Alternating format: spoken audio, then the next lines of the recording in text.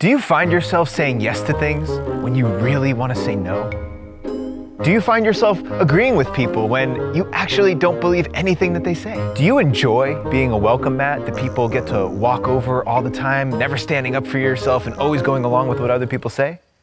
All right, kidding aside, just for now, people pleasing and the Mr. Nice Guy syndrome is something that runs rampant in our society, especially amongst men. And I know this because I'm a recovering people pleaser myself.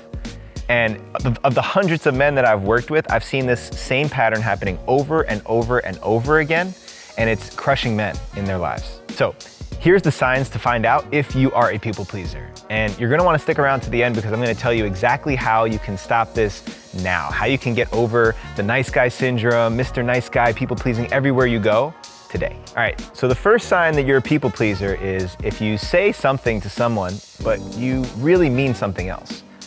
How many times has this happened to you before? How many times have you found yourself in conversation with somebody who starts saying something you don't really agree with, but you're nodding and saying, oh yeah, I see that, because you don't want to face off with the uncomfortable conversation of, I disagree. I get it, conflict is uncomfortable, but if we're not willing to engage in conflict or disagreement, then everywhere we go in our lives, we're just becoming whoever everyone else wants us to be in that moment, instead of who we really are. The second sign to know you're a people pleaser is if you find yourself consistently bending your wishes, wants, and desires to accommodate someone else's. So this might be in your relationship. If you don't really want to go to the beach, but you go just because your girlfriend wants to. Or you don't really want to eat burgers for dinner, but you will just because your mom or your dad said that that's what they wanted. How often does this show up for you?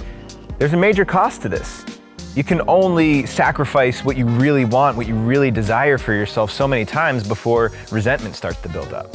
And then you resent all the other people that you're giving power and authority away to, or resenting yourself for constantly letting yourself be pushed around.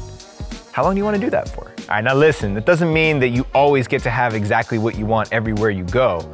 But if you're one of those people that tends to give in to what other people want when it's not actually what you want, then this has got to be a checkpoint for you. You got to admit that you have people-pleasing tendencies. So here's what you can do to start getting over your people-pleasing tendencies. And it's absolutely essential and critical for you to figure out how to do this in your life. So the first thing you got to do is start practicing saying no.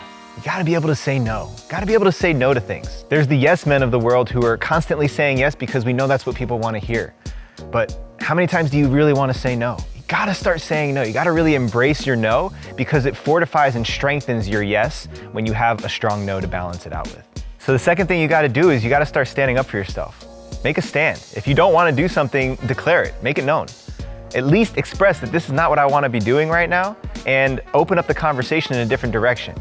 This isn't what I want to do right now, but how can we switch this? How can we negotiate our circumstances and make it something that works for both of us? Instead of always just going along with what other people want. You gotta start making that stand.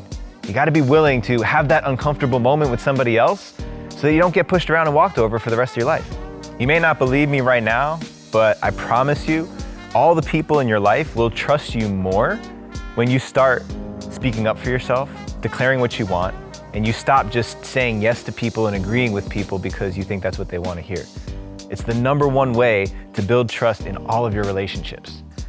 All right, so if you made it this far and you got something out of this video, make sure you hit that like button so we know that you enjoyed it. And while you're at it, check out our other videos here for other content that we've been putting out there. But don't do it just because I told you to. Peace out, y'all.